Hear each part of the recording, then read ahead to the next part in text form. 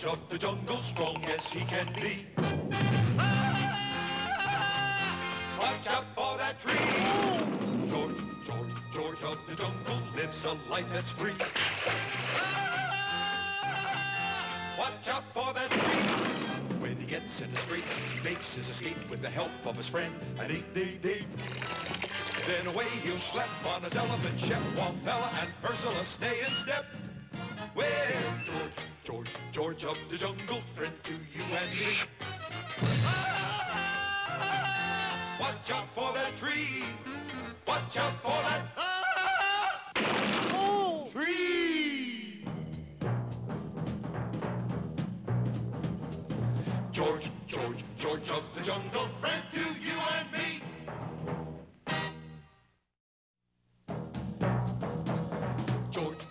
George of the jungle, strong as he can be. Watch out for that tree. When he gets in the scrape, he makes his escape with the help of his friend, an 8-day-day. Then away he'll schlep on his elephant ship, while Fella and Ursula stay in step. Well, George of the jungle, friend to you and me. Watch out for that tree. Well, it was a sorry day when Princess Elsa of Elsweria appeared at a grand ball wearing a tiara of bird feathers. She's beautiful. You kidding, Fritz? She's got a face only a mother could love. And heaven knows I find it difficult. However, the bird feathers had a very strange effect. For to all the males present, Princess Elsa suddenly appeared to look like a movie star. It's Liz. It's Debbie. It's Yasha. It's Lassie. Yes, this was indeed a sorry day. You kidding? I should always be so sad. But of course, every other woman at the ball was soon demanding a tiara of bird feathers. I must have one, Fritz, or I'll die. Is that a promise? But feathers make me gorgeous. Look. Ooh, you're regular Ingrid Fingerman. Buy it. Buy it. Yes, the demand was so great that the price of bird feathers skyrocketed. And so, far away in Africa, there was a stampede of hunters to the nesting grounds of the bird. In spite of no poaching signs, these savage Nimrods netted the dull-witted birds and mercilessly tweaked out their tail feathers one by one. Ooh, ooh, ooh. Which, of course, explains how the bird got its name. Ooh, ooh, ooh, ooh, ooh, ooh, ooh. Not only was it painful, but without their tail feathers, the birds found it difficult to fly. Well, it didn't take long for the news to get to that protector of the innocent, defender of the weak, and all-around good guy, George of the jungle.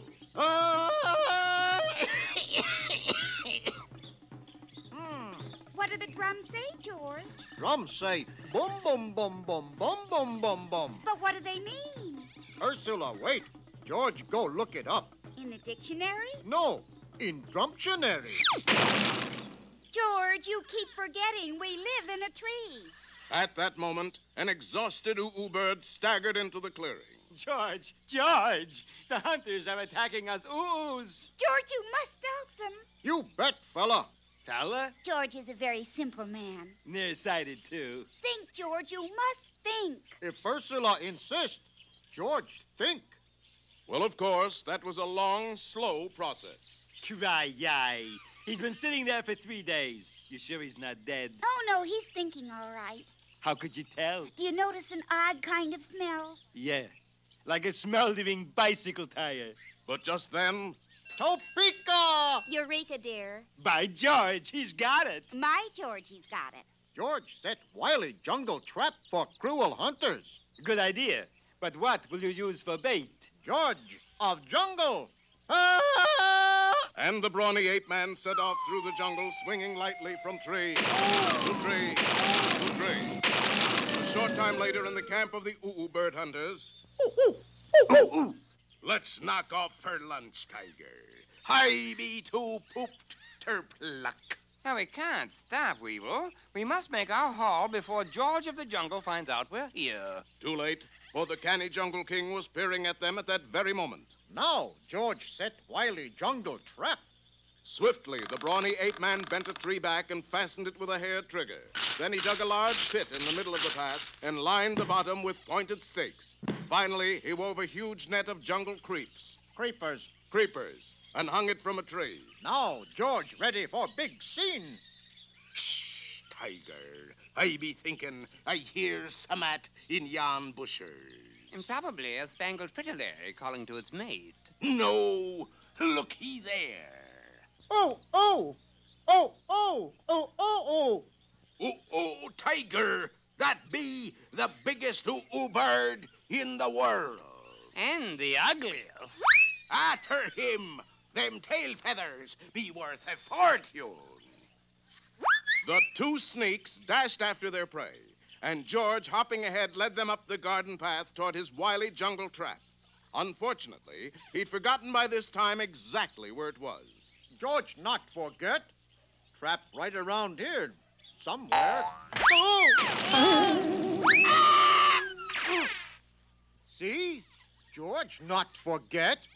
Cracky Weevil, that's not an bird. It's what's-his-name of the jungle. Arr, time for us to make ourselves scarce, Tiger. Righty-o. Hey, you not leave George up here to starve to death. Why not? That pretty chicken thing to do to King of Jungle. He's right, Weevil. Are we going to be chicken to the king of the jungle? Sure. If there be one thing I like, it be chicken a la king. Ha ha ha ha. But as the two heartless bird snatchers chortled meanly, the net of jungle creepers broke open at the bottom and... They not make jungle creepers like they used to. Well, George had the two villains trussed in a trice, and they were soon headed for the poacher Pokey. But what will become of all those bird feathers? Don't worry, I sold them. For money? No, for sneakers. Sneakers? If we can't fly, we gotta walk. Ha ha ha ha ha ha ha! What's so funny, George? Ho ho ho ho ho! Chicken a la king.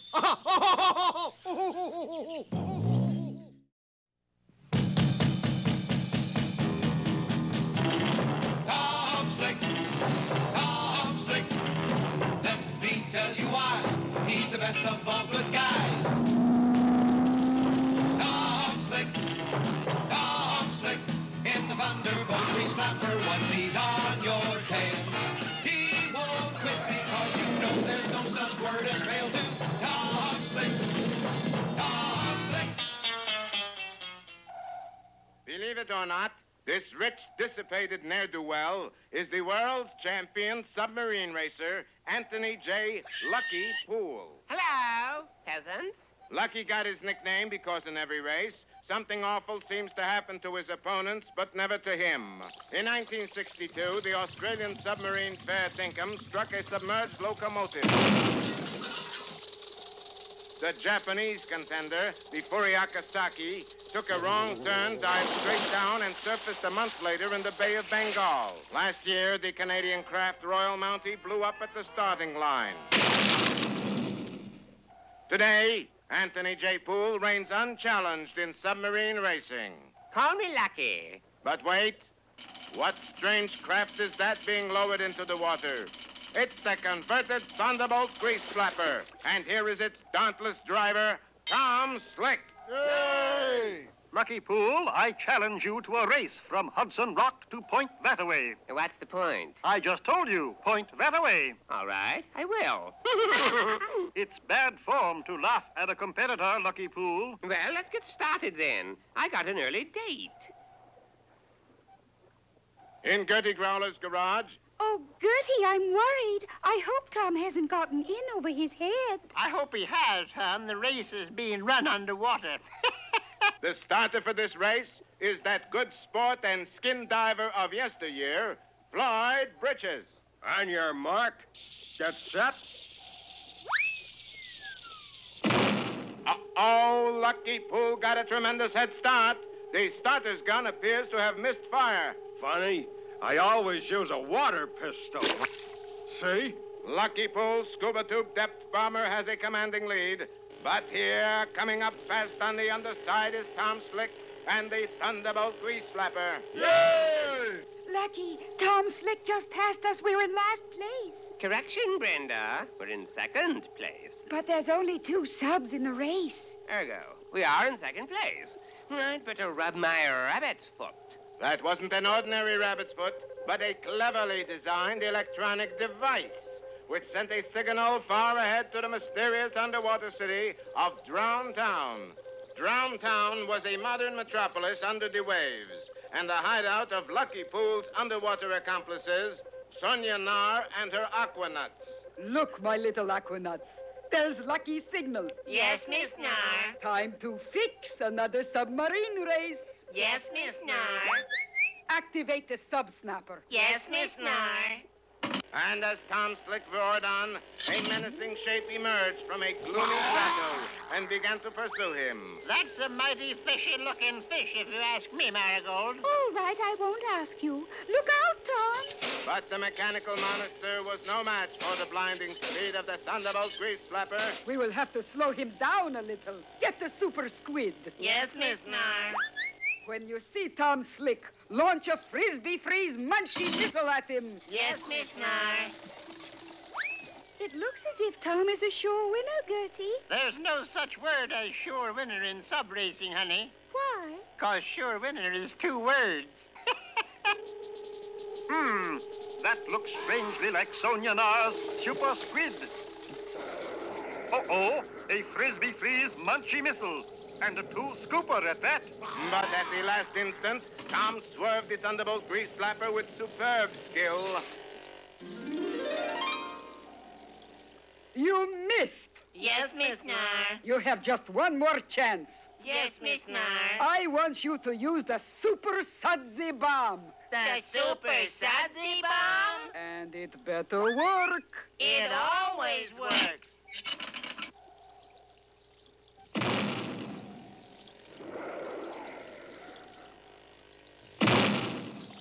Oh, Tom is in trouble with all of those suds. If you ask me, I'd say he was all washed up. All right, I won't ask you. It's no soap. I can't control the Thunderbolt. Oh, Lucky, we're in first place and Tom Slick is second. No, Brenda. He's last. I've only got one chance to break loose from these bubbles. I've got to crash dive. Here goes. Now to see if I can pull her out of it in time. Pull out, Tom. Pull out. She's not answering the rudder controls. To think that Tom Slick would meet his end in some low dive. You've won. You've won. Just lucky, I guess. Then, at the last second,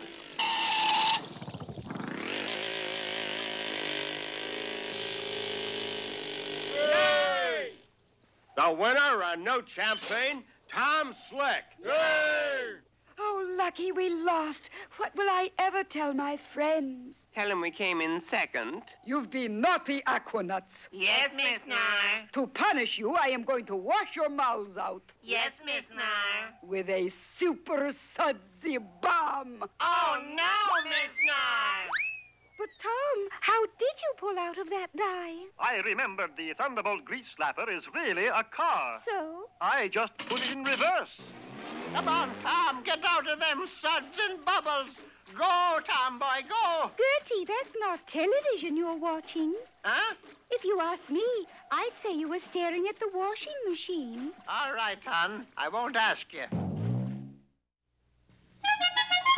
When you find yourself in danger, when you're threatened by a stranger, when it looks like you will take a licking, there is someone waiting who will hurry up and rescue you. Just call for Super Chicken. Fred, if you're afraid, you'll have to overlook it. Besides, you knew the job was dangerous when you took it. He will drink his super sauce and throw the bad guys for a loss, and he will bring them in alive and kicking. There is one thing you should learn when there is no one else to turn to. Call for Super Chicken. Call for Super Chicken.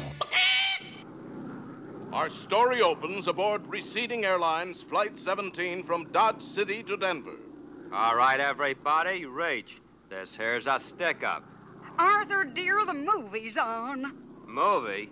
Another Western? I ain't no movie, mister. Then you are the ugliest stewardess I ever saw. And almost the meanest. Now put all your valuables in this here hat. The plane robber passed along the aisle collecting money, watches, rings, and after-dinner mints. And when he was through... Now keep them seatbelts fastened till I'm gone, you hear me? Geronimo! The masked man. He's going away and we didn't even get his name. Do you suppose it was you-know-who? No, it weren't. Hiccup's the name. Wild Ralph Hiccup. The daring bandit had planned his getaway jump with pinpoint accuracy. I think you ought to know, Hoss. I don't take kindly to that. On flight after flight, Wild Ralph Hiccup struck again. Sit still or I'm gonna shoot somebody. Maybe me. Geronimo! One of these days, Hoss, you and me's gonna have a little talk. News of the robberies finally reached Miami, vacation playground of Henry Cabot Henhouse III, better known as Super Chicken. Look at this, Super Chicken. Please, Fred, when I'm not on the sauce, call me... Henry. Mr. Henhouse. Mr. Henhouse? Boy, you sure know how to hurt a guy. You knew the job was dangerous when you took it, Fred. Wild Ralph Hiccup is robbing planes again. This looks like a job for... Mr. Henhouse. Fred. Oh, all right. For Super Chicken. Right. You get the sand pail and the rubber ducky, and I'll change in the cabana. Here's the super sauce. What's the matter? Got sand in it, Fred, and... The super sauce took effect, and the mild-mannered fowl was changed into Super Chicken. Come on, Fred. We've got to catch a plane. Roger Wilcox. Disguised as Super Chicken and Fred, Super Chicken and Fred flew back and forth from Miami to Cedar Rapids for 4 straight days. And I've got enough tickets for 26 more trips, too. How come we're clear back in the economy section, Super Chicken? Just be glad we have seats, Fred. How come? Did you ever try to book space for a chicken and a lion? Then at that moment... All right, folksies. Just put your valuables in the hat. I wonder why. Probably for safekeeping, Fred. They can't be too careful with all those robberies going on. Now, don't nobody follow me or I'm gonna shoot. Or my name ain't Wild Ralph Hiccup. Wild Ralph Hiccup? We've been robbed. Don't make a scene, Fred. Things are embarrassing enough. After him. Better give up, Ralph. We've got you cornered. Super Chicken. You'll never get me. Stop that. Somebody could get hurt. Which reminds me, how do we keep from getting hurt when we hit the ground? Well, I used my super brain, Fred. Yes? I brought a parachute. Just one? You knew the job was dangerous when you took it. I know. I thought you were going to speak to him about that. He's getting away. No, he's not. Get on my back, Fred. There's not a horse alive that can outrun Super Chicken. Whoa, now, easy, big fella. Well, what are you waiting for? You're supposed to say giddy-up. Sorry, giddy-up. And the mighty chicken streaked across the plains. Hi-yo, Chicken! Away! We can corner him on the cliff. Sure enough, Wild Ralph Hiccup was trapped at the edge of Breakneck Cliff. Super Chicken, why didn't you stop? You didn't say whoa. All right. Whoa, whoa. It's a little late now, Fred. Quickly picking up the trail again, Super Chicken tracked Wild Ralph Hiccup to the little western town of Soapwater. The chicken says he'll meet you in the street at high noon. Well, then he's a goner because I'm the fastest gun in the West. No kidding. I'll show you. Just keep your eye on this coin. Ooh! Let that be a lesson to you. Never trust a man who throws money around. It was now high noon, and the fastest gun in the West went out to meet the fastest chicken in Pittsburgh. Tension filled the air like peanut brittle. Then Wild Ralph made his play. I'll tell you what. I'll flip a coin to see who draws first. No, let me flip Fred instead. And while the amazed bandit watched Fred flip, Super Chicken drew back his super fist. Head. I win. Wild Ralph was knocked across the street and into a handy jail cell. But Super Chicken, I didn't even see you hit him. That was my super punch, Fred. It travels too fast for the eye to follow. Took you by surprise, didn't it, Ralph? Surprise? You could have knocked me down with a feather. I did. And now we go home, right, Cassius? Super Chicken? No, Fred. I still have 26 more tickets from Miami to Cedar Rapids. We can't let them go to waste. Oh, boy. Once again, the nation's airways have been made safe for democracy. So when you hear that cry in the sky, you'll know Super Chicken has 3 more trips to go.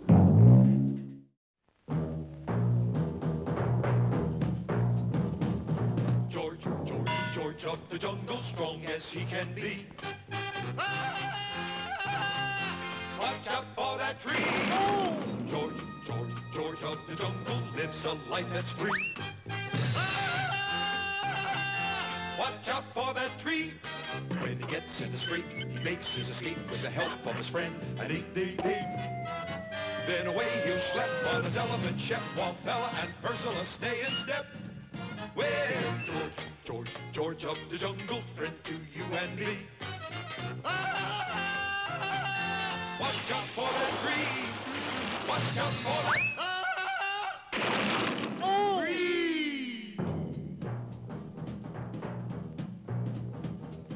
George of the jungle, friend to